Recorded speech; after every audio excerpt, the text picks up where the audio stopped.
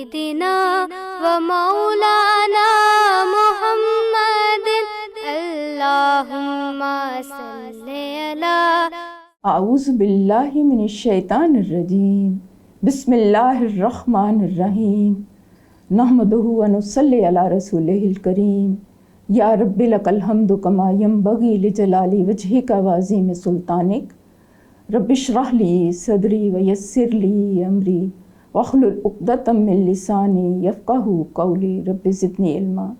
اللہ تعالیٰ کا بہت شکر ہے، اس کا احسان ہے کہ اسی کی توفیق سے سارے معاملات طے پاتے ہیں اور اسی کی طرف رجوع کرتے ہیں۔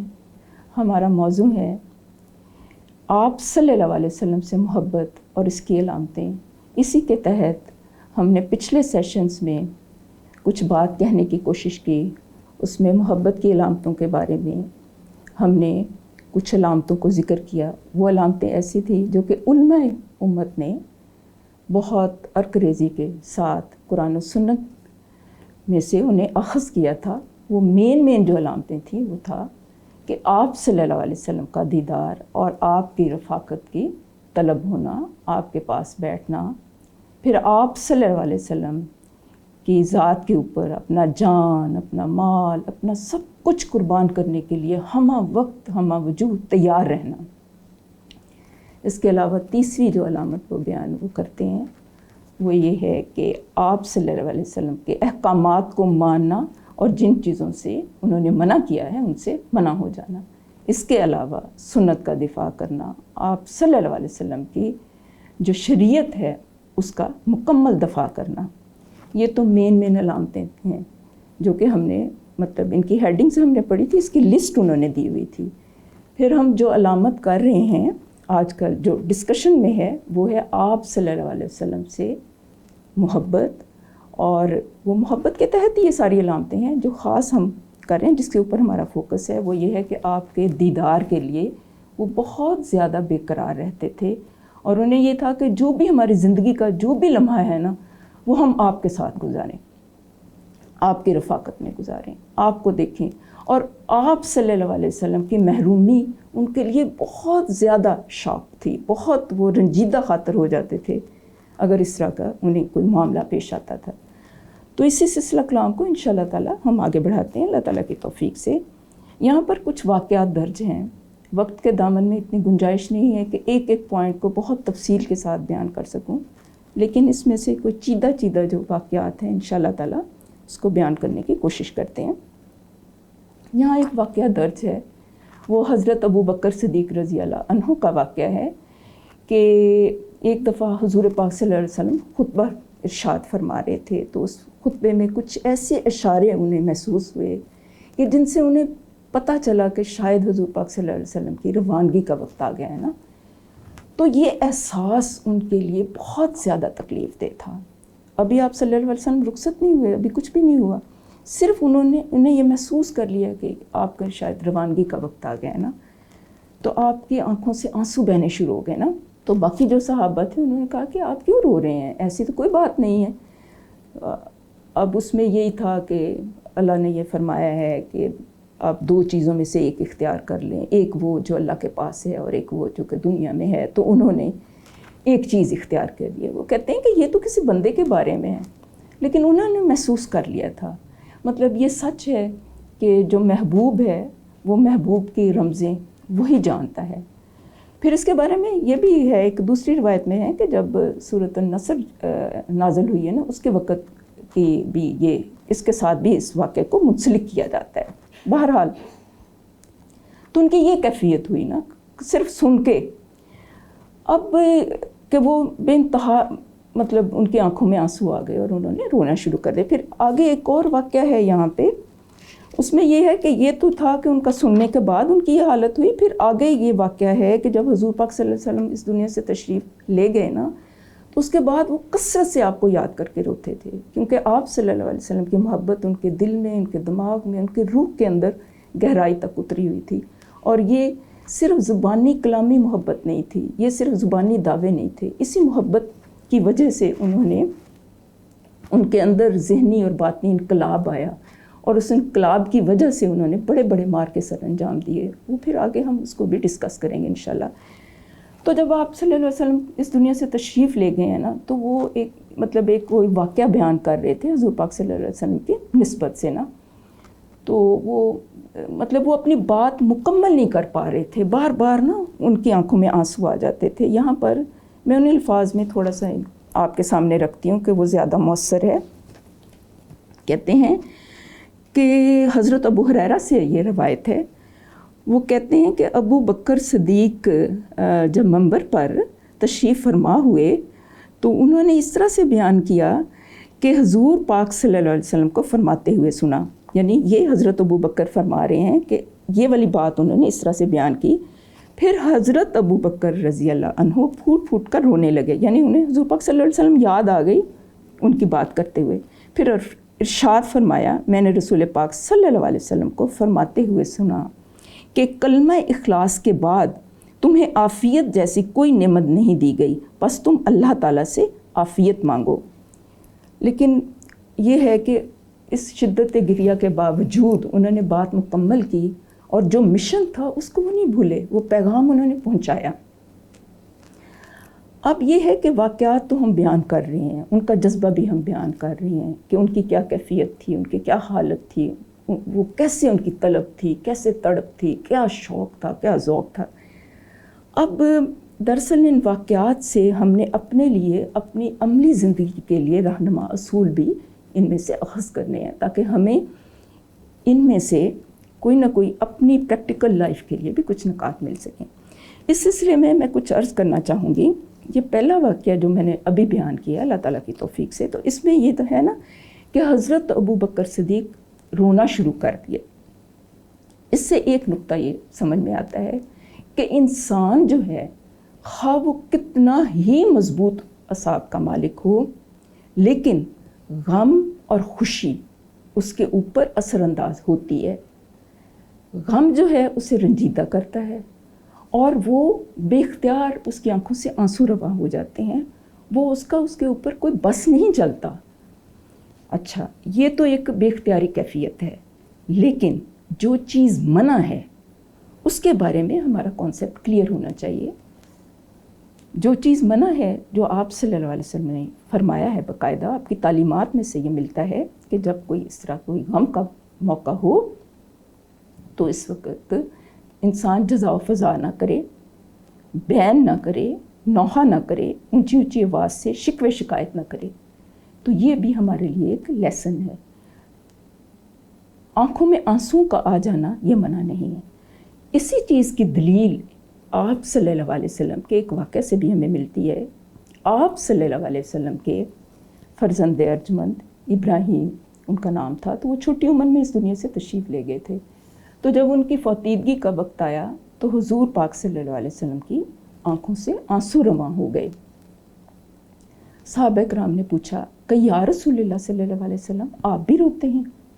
آپ صلی اللہ علیہ وسلم نے فرمایا کہ دل اداس ہے، آنکھیں آنسو بہاتی ہیں، لیکن لب پہ وہی آئے گا جو کہ میرے رب کا حکم ہے. میں اس چیز پہ راضی ہوں، میں اس چیز پہ راضی ہوں. اب یہ والے جو پوائنٹس ہیں، ان کو ہم نے اپنے ذہن میں تازہ رکھنا ہے. اللہ تعالیٰ ہر ایک کو، ہر ایک کی اولادوں کو، ہر ایک کے اہل خانوں کو اپنے بہت زیادہ حفظ و امان میں رکھے. لیکن جب ہم انسانی زندگی میں سفر کرتے ہیں تو یہ ساری چیزیں انسان کے ساتھ ہیں. کسی نے پہلے جانا ہے، کسی نے بعد میں جانا ہے. انا للہ و انا الیہ راجعون. ہم اسی کے بندے ہیں اور اسی کی طرف ہم نے رجوع کرنا ہے. تو یہ بھی ساتھ ساتھ ہمیں تعلیمات یہ ملتی ہیں. پھر ایک بہت یہاں پر ایک نا حضور پاک صلی اللہ علیہ وسلم نے ایک خط لکھا تھا معاذ بن جبل کو، ایک صحابی کو. وہ میں آپ کے سامنے رکھتی ہوں. اس میں بھی ہمارے لیے عملی نکات ہیں، اس کا مطالعہ کر لیتے ہیں. وہ اس طرح سے ہے کہ یہ ایک تعزیتی خط کی نقل ہے. حضرت معاذ رضی اللہ عنہ کا ایک لڑکا وہ وفات پا گیا، تو اس وقت حضور پاک صلی اللہ علیہ وسلم نے انہیں ایک تعزیتی خط لکھا. آپ نے بسم اللہ الرحمن الرحیم سے خط کا آغاز کیا، اور شروع میں جو ہیڈنگ دی اس میں کہا کہ یہ خط اللہ کے رسول صلی اللہ علیہ وسلم کی طرف سے معاذ بن جبل کے نام ہے. لکھتے ہیں کہ تم پر سلامتی ہو، یعنی سلامتی سے خط کا آغاز کیا.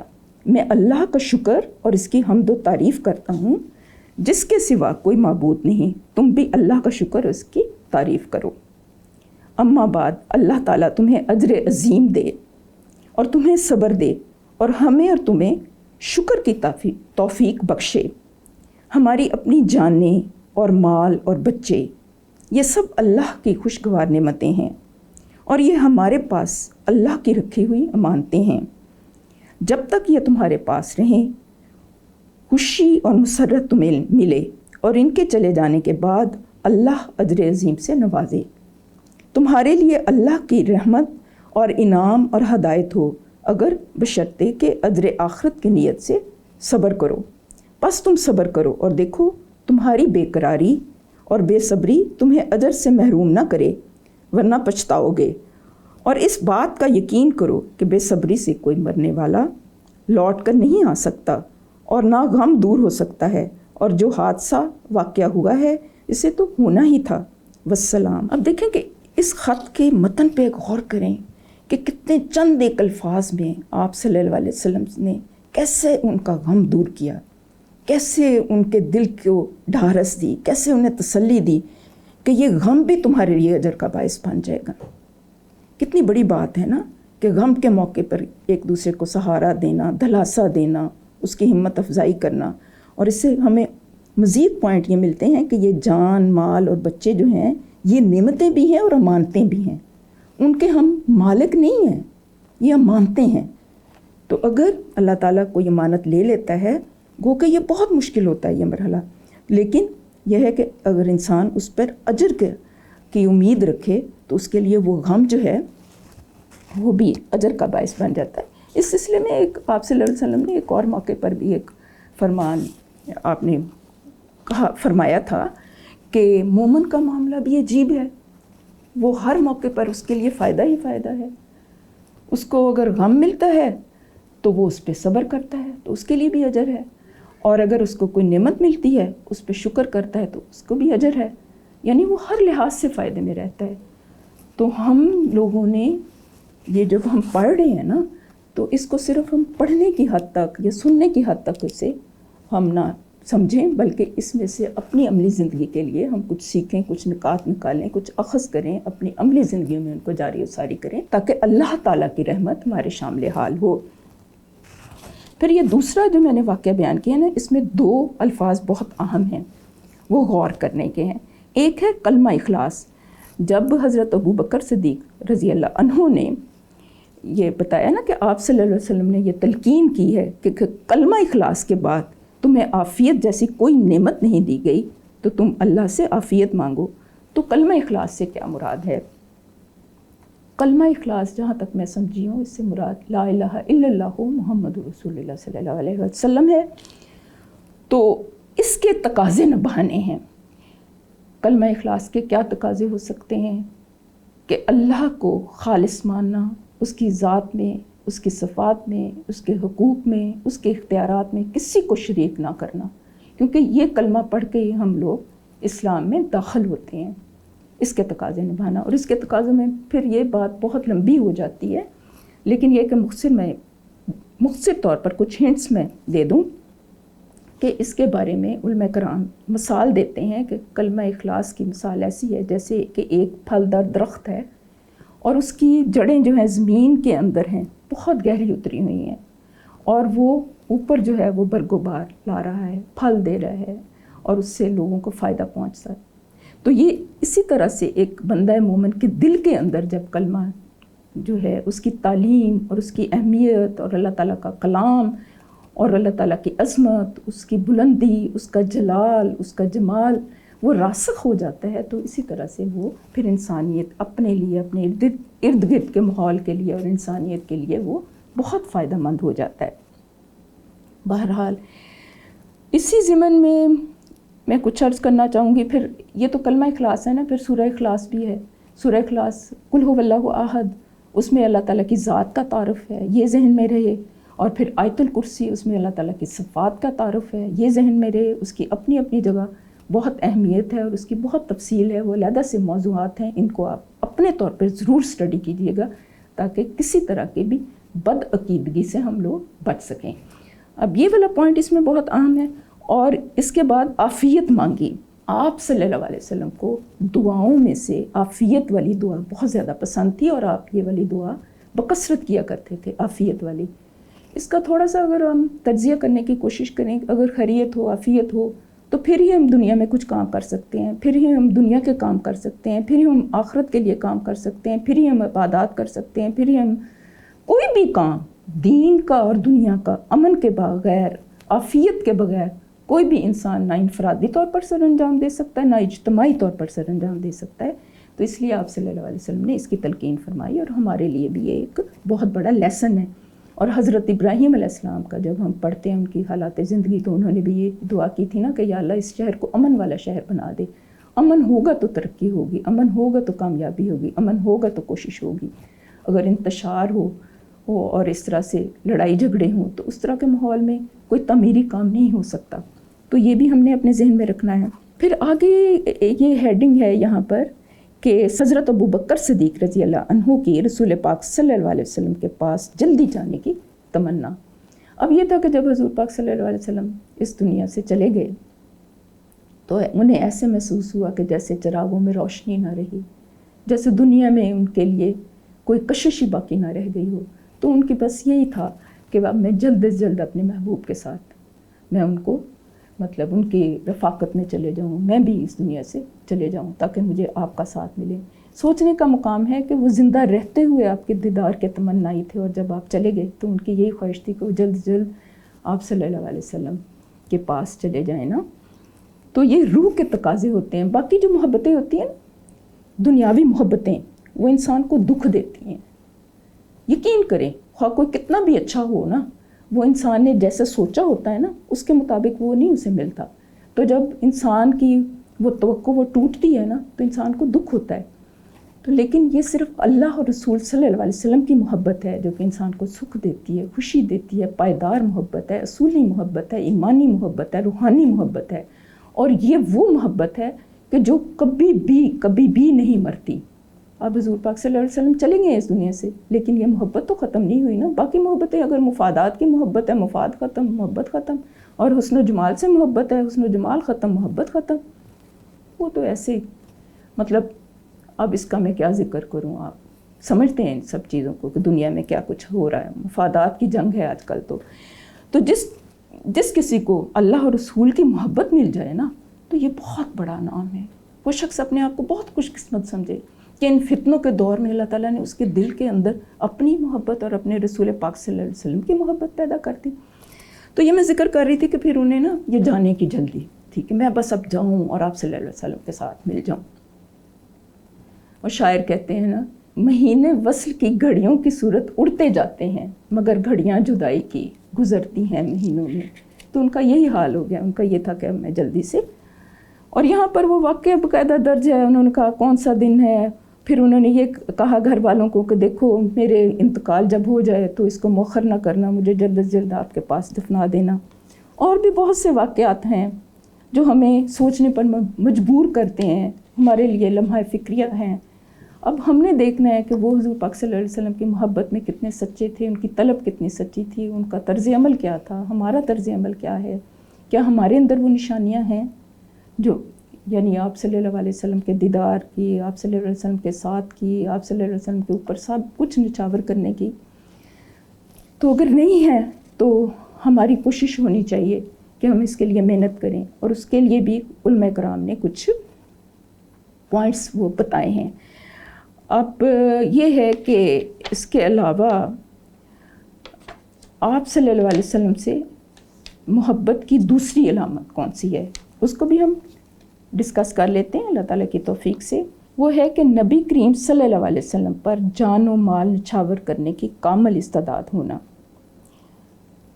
اس کے بارے میں بھی چند ایک واقعات جو ہیں وہ بیان کیے گئے ہیں. ظاہر ہے کہ جو محبوب ہوتا ہے انسان پھر اس کے لیے ہر وہ چیز اور ہر وہ حربہ استعمال کرتا ہے جس سے کہ اس کا محبوب راضی ہو جائے.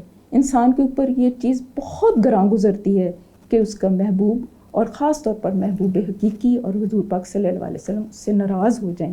جنہیں حقیقی محبت ہوتی ہے وہ اپنا جان مال سب کچھ آپ کے اوپر قربان کرنے کے لیے تیار رہتے ہیں. تو یہاں پر کچھ واقعات ملتے ہیں. اس میں کچھ ایک واقعہ تو ہم نے پیچھے بھی ڈسکس کیا تھا کہ جب ہجرت کا موقع آیا تو کس طرح سے حضرت ابو بکر صدیق نے آپ صلی اللہ علیہ وسلم کا ساتھ دیا، کس طرح سے غار میں لے کے گئے، کس طرح سے آپ کا تحفظ کیا. تو یہاں پر بھی اس طرح سے ہے کہ ہجرت کے موقع کے اوپر وہ جا رہے تھے نا حضور پاک صلی اللہ علیہ وسلم کے ساتھ، تو وہ دشمن جو تھے وہ آپ کے تعاقب میں تھے. تو حضرت سراقہ بن مالک جو تھے وہ انہوں نے بھی آپ کا تعاقب کیا، اور وہ مطلب وہ سامنے آ گئے، اور یہ بالکل ایسے ہی تھا کہ تھوڑا سا فاصلہ رہ گیا نا. تو حضرت ابو بکر صدیق کو بہت زیادہ رنج پہنچا. انہیں یہ تھا کہ کہیں یہ آپ صلی اللہ علیہ وسلم کی لائف کو کوئی مطلب خطرہ، مطلب آپ کو کہیں شہید نہ کر دے یا آپ کی جان کو خطرہ لاحق نہ ہو جائے. تو انہوں نے فوراً کہا کہ یا رسول اللہ صلی اللہ علیہ وسلم اب کیا ہوگا، یعنی انہوں نے نا اپنی پریشانی کا اظہار کیا. تو آپ صلی اللہ علیہ وسلم نے فرمایا کہ آپ غم نہ کرو، اللہ ہمارے ساتھ ہے. پھر آپ صلی اللہ علیہ وسلم نے دعا کی، تو آپ کی دعا کی برکت سے اس کے گھوڑا جو ہے وہ دھنس گیا. اس کے بارے میں اور بھی کچھ اس کے تسلسل بھی ہے اس واقعے کی، آگے تفصیلات بھی ہیں. بہرحال سمجھنے کے لیے اتنا کافی ہے کہ نبیوں نے بھی جب سخت ترین حالات ہوں تو نبیوں نے بھی اللہ سے ہی مدد مانگی ہے.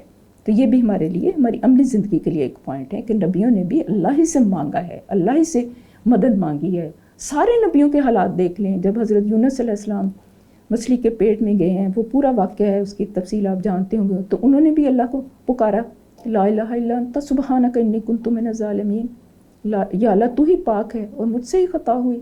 ان سے تو ایک وہ اجتہادی غلطی ہو گئی تھی نا. رسول پاک صلی اللہ علیہ وسلم کے پیچھے تو دشمن بھی لگے ہوئے تھے. تو آپ صلی اللہ علیہ وسلم نے اس طرح اللہ سے مدد مانگی. پھر نبیوں نے بھی دعائیں کی. حضرت آدم علیہ السلام کی دعا ہے کہ ربنا ظلمنا انفسنا وان لم تغفر لنا وترحمنا لنکونن من الخاسرین، یا اللہ ہم نے اپنی جانوں پر ظلم کیا، تو ہماری مدد فرما. اسی طرح سے ہر موقع کی دعائیں جو ہیں قرآن پاک میں، جو قرآنی دعائیں ہیں ان کی بہت زیادہ اہمیت ہے. جس طرح سے حضور پاک صلی اللہ علیہ وسلم کی مسنون دعائیں ہیں ان کی بہت اہمیت ہے.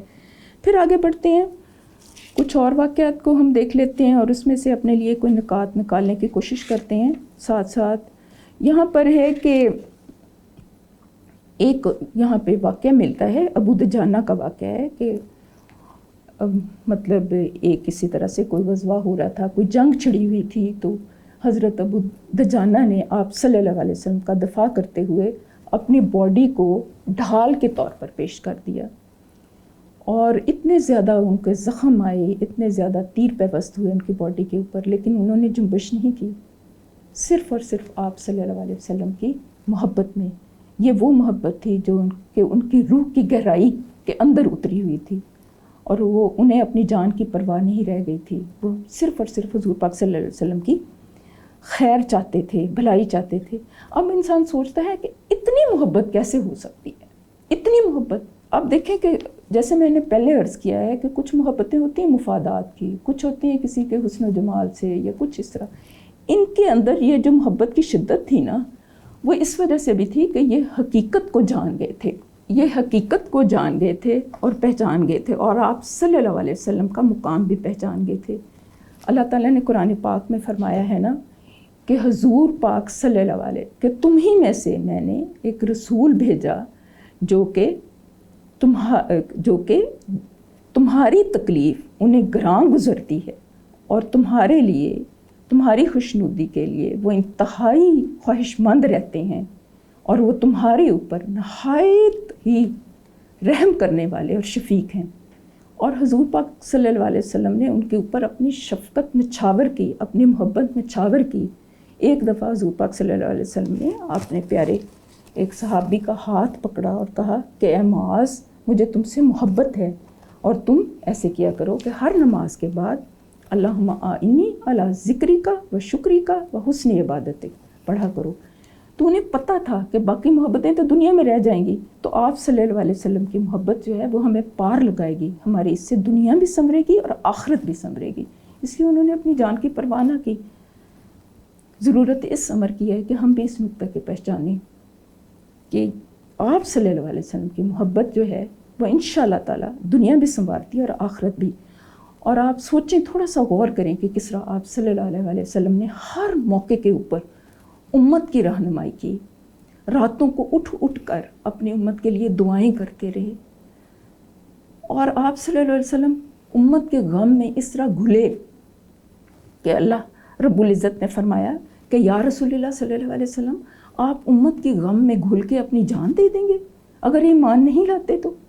اللہ تعالیٰ کو مطلب آپ کو تسلی دینی پڑی, آپ کو روکنا پڑا کہ ٹھیک ہے آپ اپنا پیغام پہنچائیں لیکن ان کا غم نہ کریں.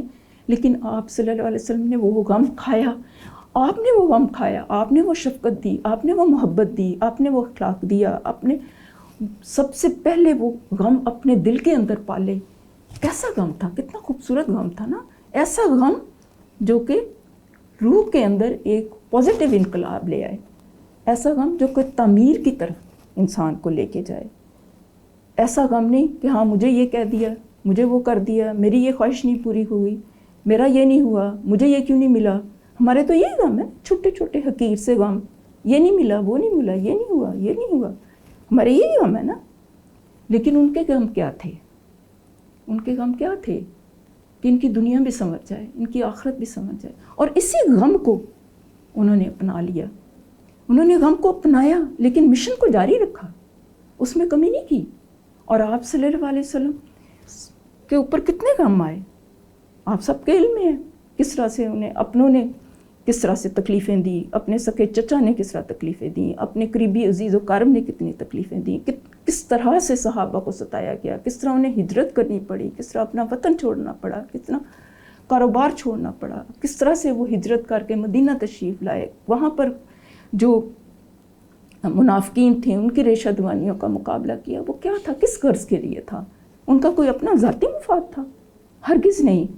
وہ سب کچھ کیا تھا, یہ بھی ایک سمجھنے کا نقطہ ہے کہ ان کی یہ سب ایفرٹ کس کے لیے تھی, دین کی سربلندی کے لیے.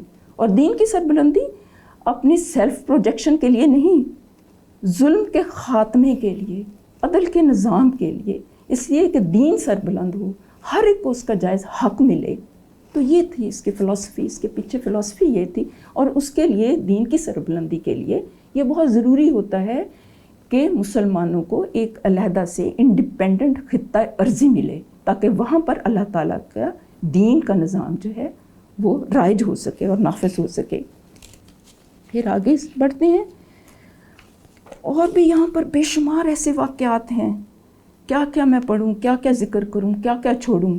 بہرحال اس میں سے یہی ہے جو ہمارے لیے لمحہ فکریہ ہے کہ اس کو ہم واقعات قصہ پرینہ سمجھ کر ان کو ہم اگنور نہ کریں. ہم یہ جو پڑھ رہے ہیں نا, اس کا مقصد یہ ہے کہ اس میں سے ہم کچھ لیں, کچھ لے کے اٹھیں کہ ان کے جذبات کیا تھے, ہمارے جذبات کیا ہیں, ان کی ترجیح اول کیا تھی, ہماری کیا ہے, انہوں نے اپنی زندگی کا مرکز و محور کیا بنایا ہوا تھا اور ہمارا مرکز و محور کیا ہے.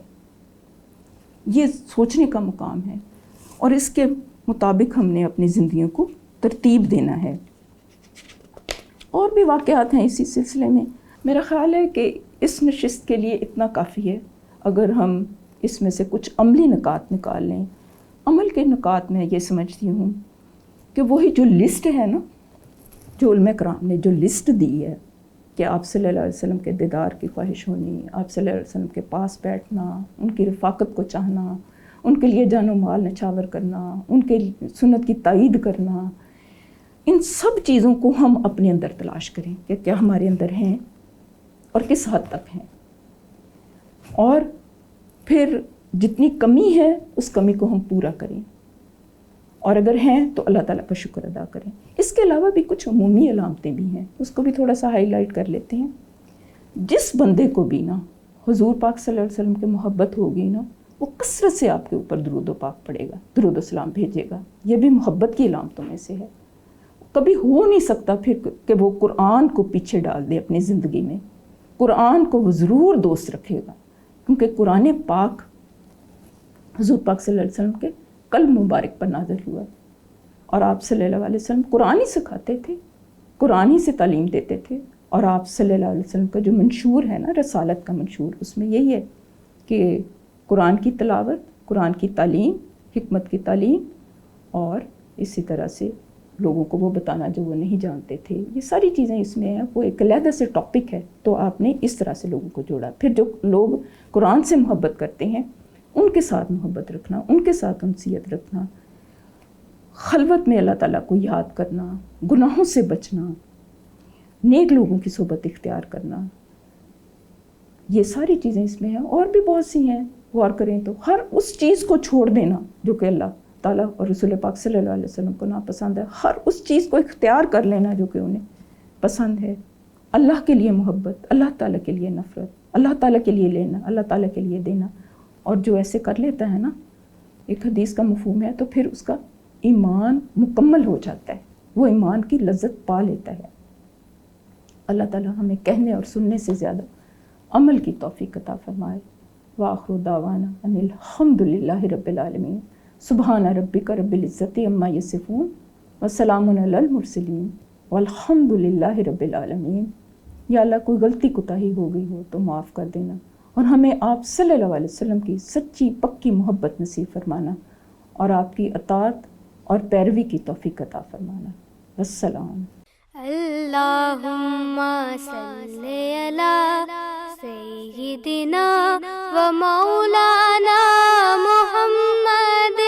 اللہم صلی علی سیدنا و مولانا محمد وعلی آلہ وعلی آلہ وصحبہ وبارک وسلم.